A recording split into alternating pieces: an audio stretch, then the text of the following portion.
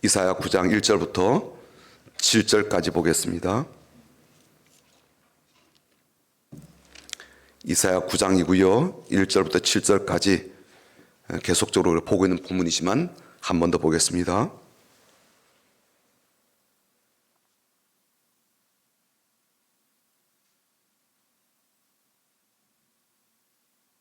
이사야 9장 1절부터 7절까지 우리 같이 읽어봅니다. 전에 고통받던 자들에게는 흑암이 없으리로다. 옛적에는 여호와께서 스불론 땅과 납달리 땅이 멸시를 당하게 하셨더니 후에는 해변길과 요단 저쪽 이방의 갈릴리를 영원롭게 하셨느니라. 흑암에 행하던 백성이 큰 빛을 보고 사망의 그늘진 땅에 거주하던 자에게 빛이 비치도다. 주께서 이 나라를 장성하게 하시며 그 즐거움을 더하게 하셨으므로 추수하는 즐거움과 탈취물을 나눌 때 즐거움같이 그들이 주 앞에서 즐거워하오니 이는 그들이 무겁게 맨 멍에와 그들의 어깨에 채찍과 그 압제자의 막대기를 주께서 꺾으시되 미단의 날과 같이 하셨음이니이다. 어지러이 싸우는 군인들의 신과 피 묻은 겉옷이 불의 섭같이 살라지리니 이는 한 아기가 우리에게 낳고 한 아들을 우리에게 주신 바 되었는데 그의 어깨는 정사를 메었고 그의 이름은 기묘자라 모사라 전능하신 하나님이라 영존하시는 아버지라 평강의 왕이라 할 것임이라. 그 정사와 평강의 도함이 무궁하며 또 다윗의 왕좌와 그의 나라에 군림하여 그 나라를 굳게 세우고 지금 이후로 영원히 정의와 공의로 그것을 보존하실 것이라. 만군의 여호와 열심히 이를 이루시리라. 아멘. 오늘은요 이 마지막 주니까 인사를 좀 새롭게 바꿔서 해보려고 합니다. 먼저는 한 해 동안 참 수고하셨잖아요. 그래서 앞뒤 좌우로 보시면서 한 해 동안 참 애쓰셨습니다. 참 수고하셨습니다. 한번 그렇게 인사를 해보겠습니다. 앞뒤 좌우로 보시면서 한 해 동안 참 수고하셨습니다. 참 애쓰셨습니다. 여기까지 달려오시느라 참 많이 힘쓰셨습니다. 네, 수고했습니다. 네. 또 한 가지는요, 그렇게 수고했으니까 하나님의 복을 엄청나게 받을 겁니다. 네, 새해 그렇게 받으실 텐데 하나님의 복이 엄청날 것입니다 라고 한번 그렇게 인사해 볼까요? 하나님의 복이 엄청날 겁니다. 하나님께서 엄청나게 복 주실 거예요.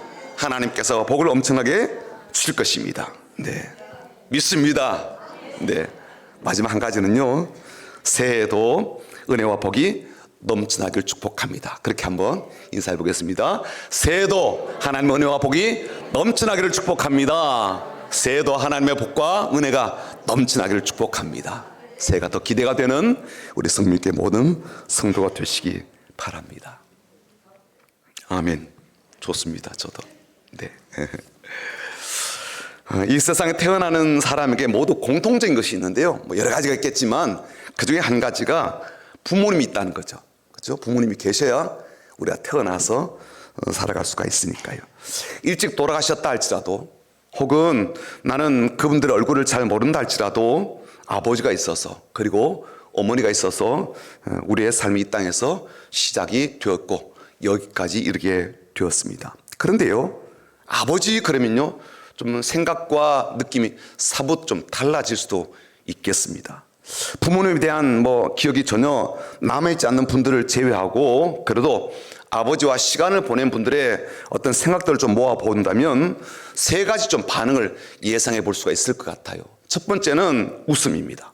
그 아버지 통해서 내가 행복했던 추억들이 있고 그리고 누린 사랑들이 있기 때문에 얼굴에 미소가 흐르게 되고 감사한 마음이 가득해지는 그런 반응을 보이는 분들이 있을 거예요. 두 번째는요, 슬픔입니다. 그 아버지가 더 이상 내 삶 가운데 계시지 않아서 그분의 자리가 비어있기 때문에 생겨나는 허전함과 슬픔 때문에 이 감정이 조금 요동치는 분도 계실 거예요. 세 번째 반응은요, 좀 마음이 복잡해지고 심지어 고통스러워하는 그러한 반응입니다. 아버지와 좋은 관계를 맺지 못했거나 아니면 아버지가 좀 실망감을 많이 준 경우, 그리고 갖가지 아버지로부터 폭력에 노출되었던 그런 분들에게는 고통과 슬픔 그리고 복잡한 내면의 상태를 갖고 있을 가능성이 크죠. 왜 나에게 그러셨는지, 왜 당신이 시작한 이 가정 가운데 이런 아픔을 남겨주셨는지, 다시는 생각하고 싶지 않은데 다시 생각하게 되면 마음이 슬프고 고통스러워지는 그런 분들이 있을 거예요. J.D. 그리어라는 그런 목사님이 계신데요. 미국 노스캐롤라이나 서밋교회를 담당하신 목사님이세요. 이분이 예수를 기다리며라는 책을 이렇게 썼는데 그 책 가운데 자기 교회 성도가 쓴 편지를 담아두었습니다. 이 성도님은 어떤 분이었는가 하면 아버지와 좋지 못한 그런 관계 때문에 하나님을 아버지라고 좀 부르기 참 어려웠던 그런 분의 이야기예요. 그분이 쓴 편지가 이렇습니다. 나는 교회에 다니는 다른 친구들처럼 아버지란 말을 자연스럽게 입에 담지 못했습니다. 아버지가 집에 있는 날이면 늘 상처를 받았는데 어떻게 두려움 없이 하나님께 나아갈 수 있겠습니까? 아버지가 나보다 더 사랑하는 무언가를 혹은 누군가를 찾아 집을 떠났는데 내가 어떻게 하나님의 사랑과 신실하심을 이해할 수 있겠습니까?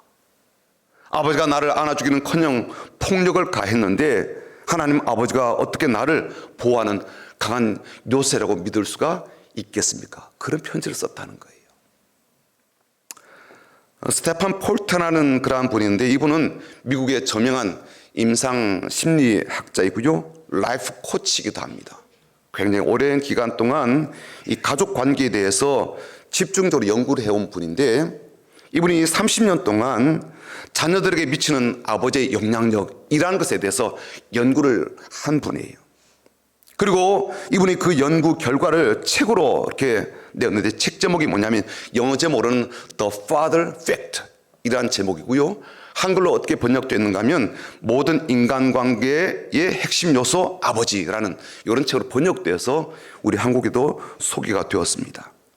이 책에서요. 아버지의 존재 그리고 그분이 남겨준 유산은 우리의 사회적 경력에만 영향을 주는 것이 아니라 우리의 삶 전체에 영향을 주기도 하고 심지어 하나님 아버지와의 관계 혹은 하나님을 바라보는 우리의 시각에도 굉장히 영향을 준다라는 것을 사회과학적으로 심리과학적으로 증명한 그런 책입니다.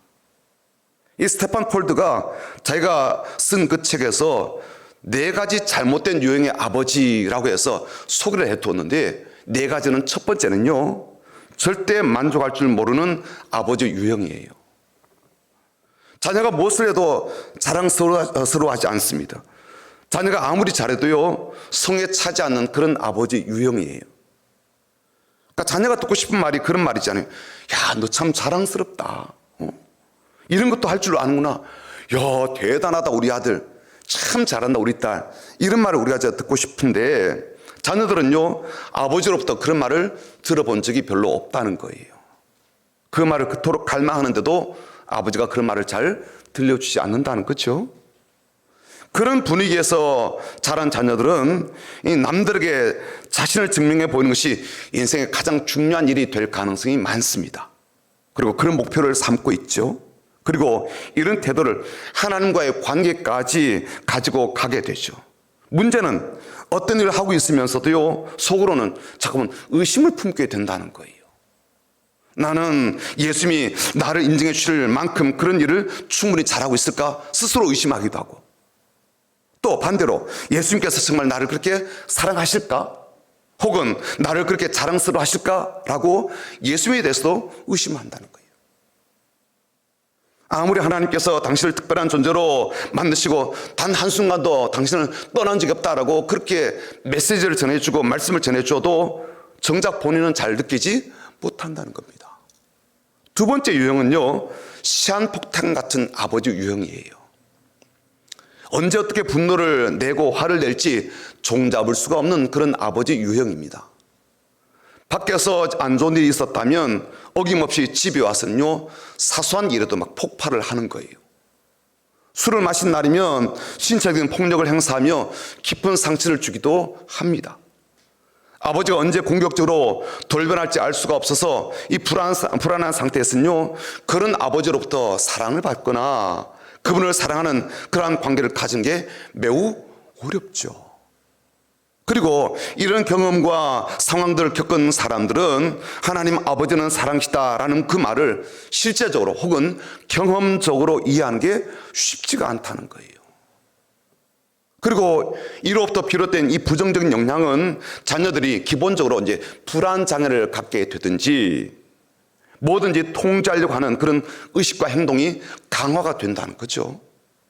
왜냐하면 아버지가 폭발하면 이 온 가족들의 삶이 그야말로 무너지게 되잖아요. 그리고 그때는요, 이 자녀들은 힘이 약하니까 그 상황을 막을 수가 없었단 말이에요.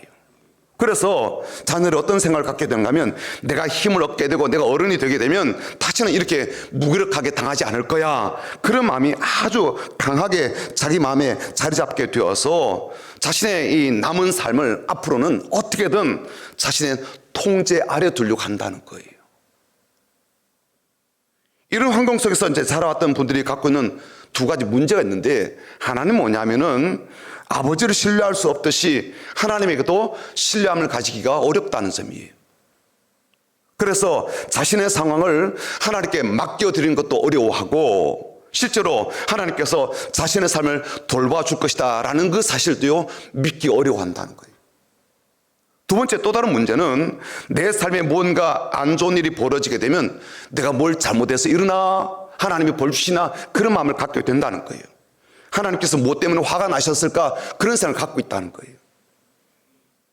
왜냐하면 하나님도 기분이 나쁘면 막 변덕스러운 그러한 감정을 따라서 내 삶 가운데 이것저것 막 던질 것 같은 그런 느낌 때문에 내 상황과 현실도 요동칠지 몰라라는 그런 불안과 두려움을 갖게 된다는 거죠.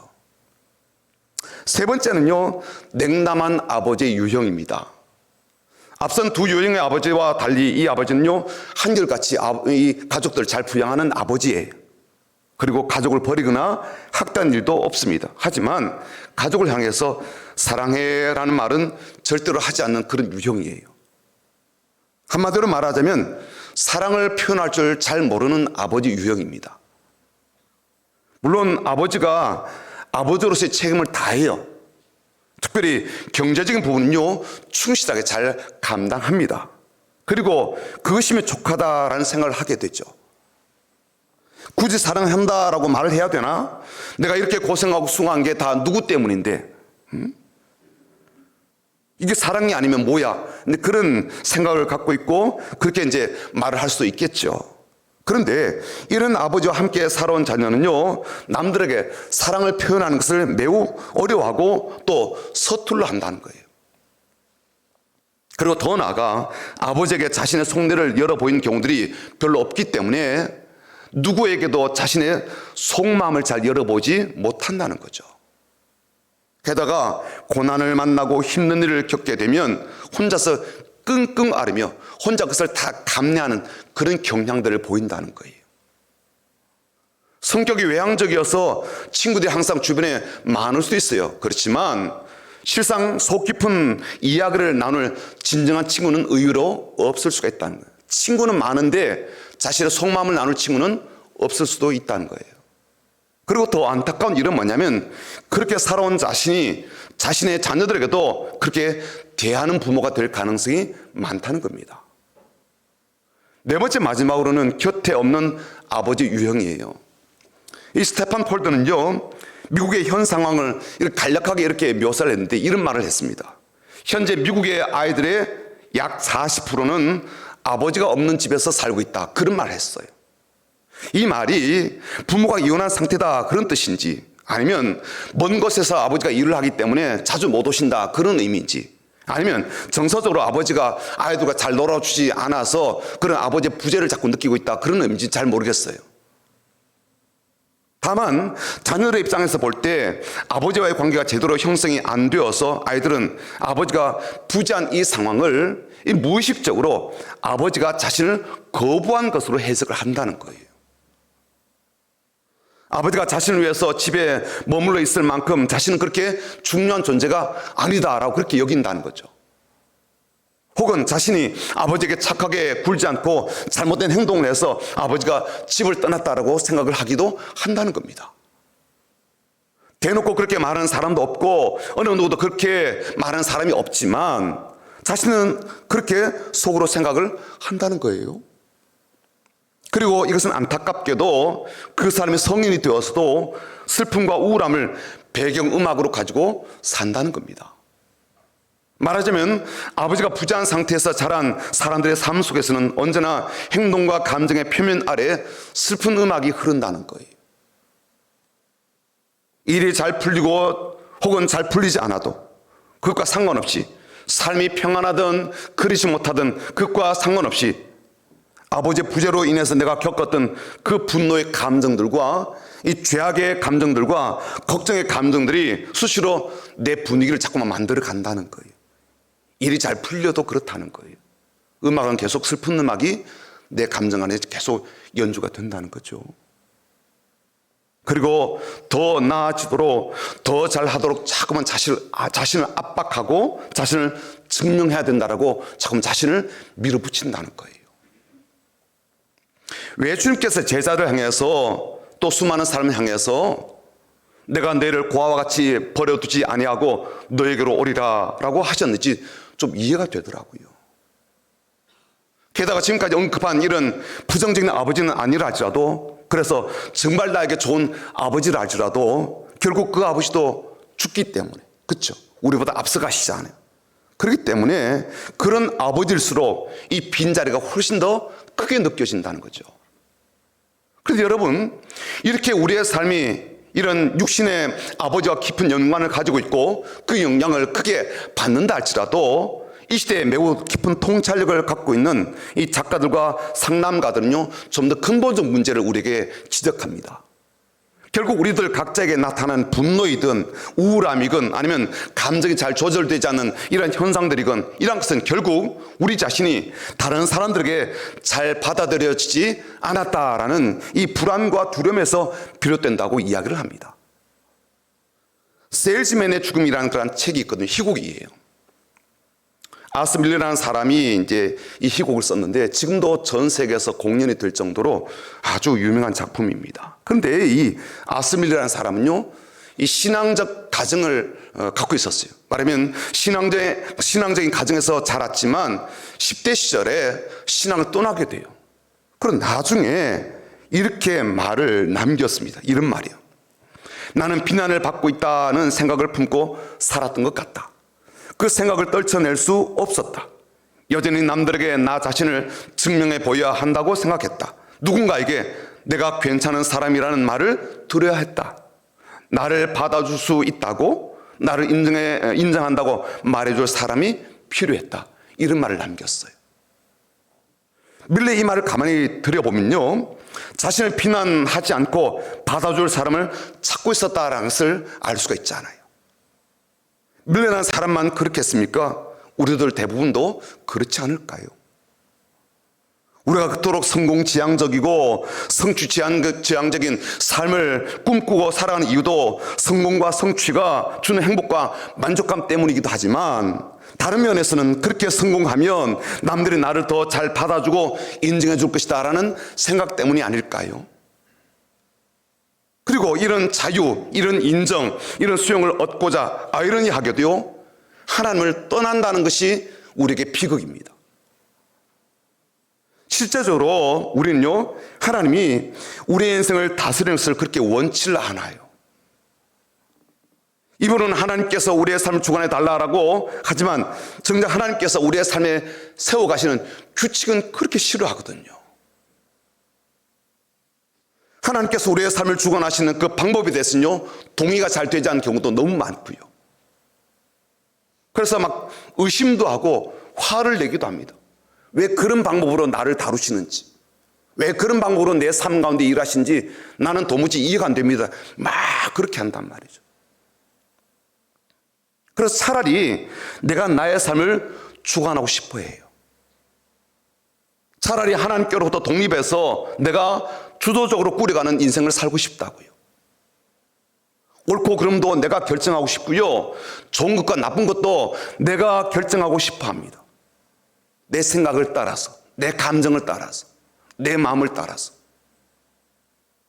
그래서 요즘 대세가 네 마음 가는 대로 해라, 이게 대세잖아요. 그래서 내가 원하는 그 삶을 살고 싶고 세상 그런 사람들에게 또 찬사를 보내지 않아요?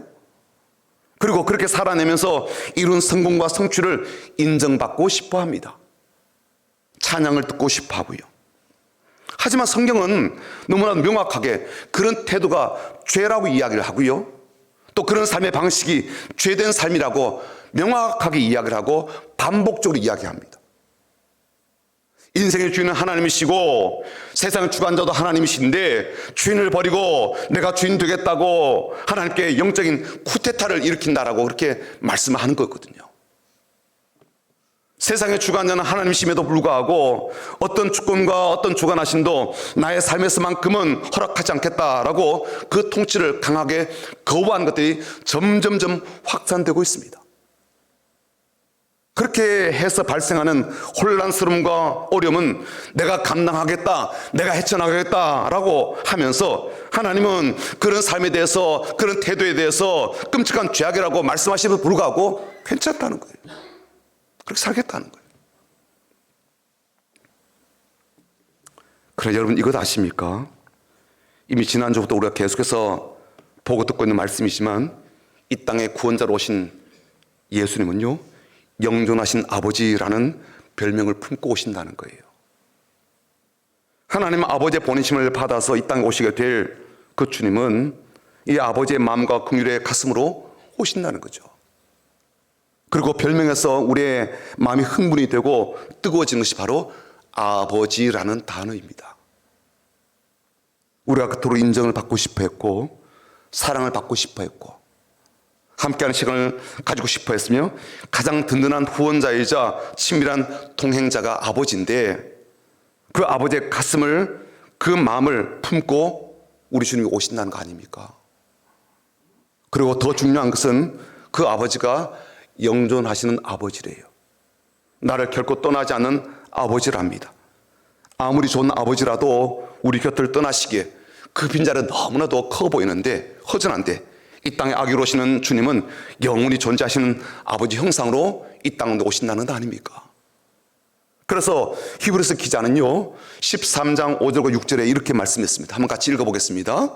돈을 사랑하지 말고 있는 말을 족한 줄로 알라. 그가 친히 말씀하시기를 내가 결코 너희를 버리지 아니하고 너희를 떠나지 아니하리라 하셨느니라. 그러므로 우리가 담대히 말하되 주는 나를 돕는 이시니 내가 무서워하지 아니하겠노라. 사람이 내게 어찌하리요 하노라.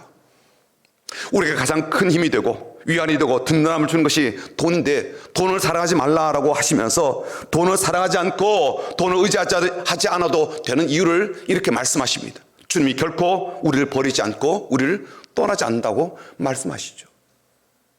심지어 이 사실을요 사도 바울도 강조하면서 갈라디아 교회에 이런 편지를 보냈습니다. 갈라디아서 4장 4절과 6절인데요 한번 같이 읽어보겠습니다. 때가 참에 하나님이 그 아들을 보내사 여자에게서 나게 하시고 율법 아래에 나게 하신 것은 율법 아래에 있는 자들을 속량하시고 우리로 아들의 명분을 얻게 하려 하심이라. 너희가 아들이므로 하나님이 그 아들의 영을 우리 마음 가운데 보내사 아빠 아버지라 부르게 하셨느니라.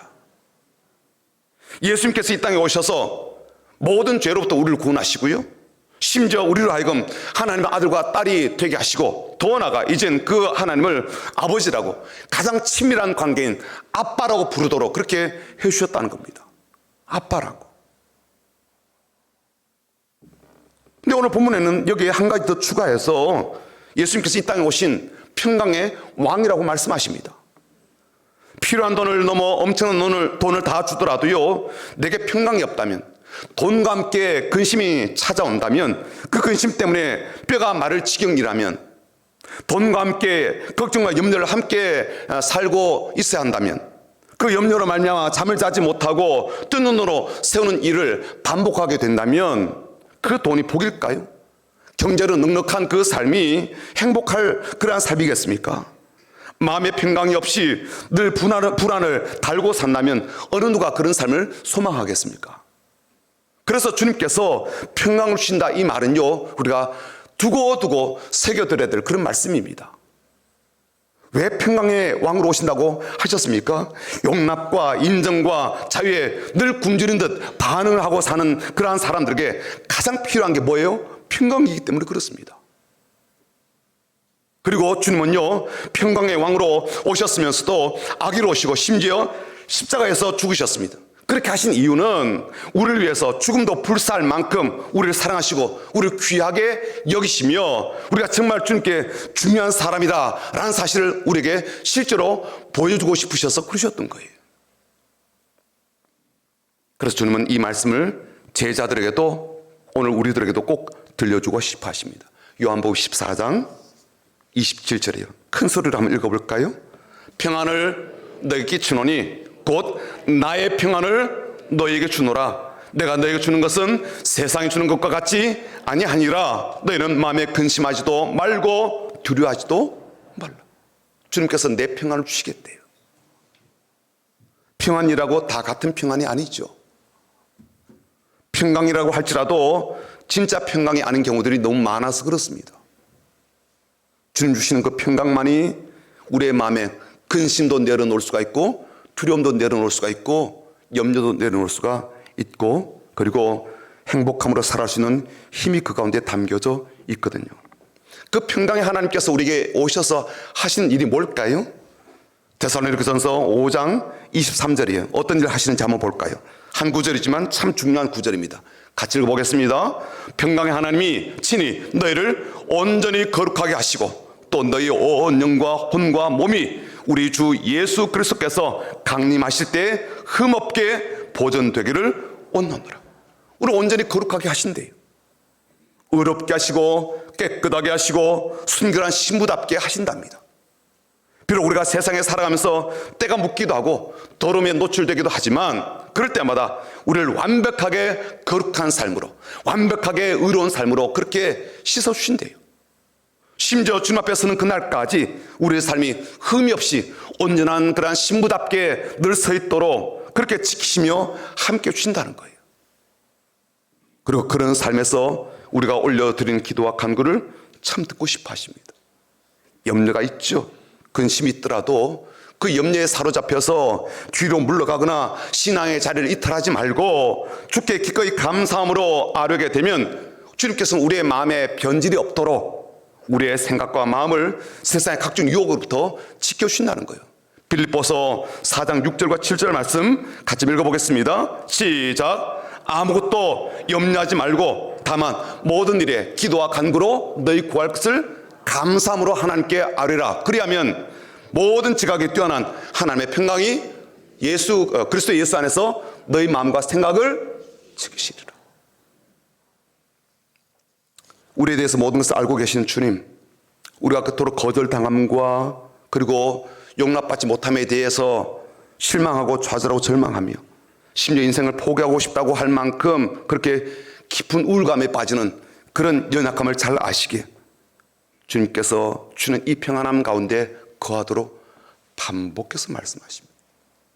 내 평안 가운데 거하도록, 그 평강 가운데 늘 살아가도록 말씀해 주십니다. 사랑하는 성도 여러분, 지난주에도 정치적으로 참 또 다른 일이 벌어졌죠. 역사상 대통령과 총리가 동시에 탄핵된 사례가 우리 역사에는 없었어요.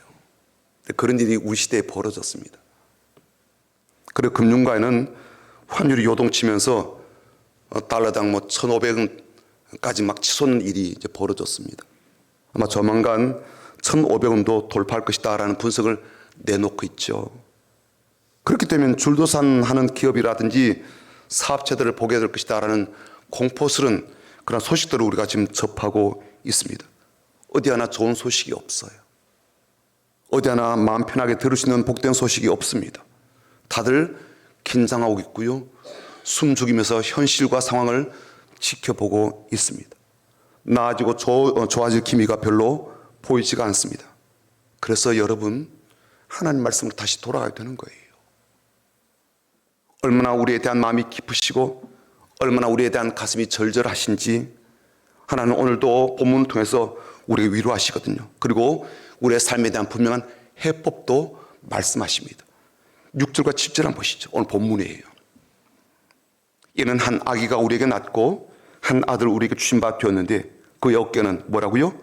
정사를 메었고 그의 이름은 기묘자라 모사라 전능하신 하나님이라 영존하신 아버지라 평강의 왕이라 할 것임이라. 그 정사와 평강의 더함이 무궁하며 또 다윗의 왕좌와 그의 나라에 군림하여 그 나라를 굳게 세우고 지금 이후로 영원히 정의와 공의로 그것을 보존하실 것이라.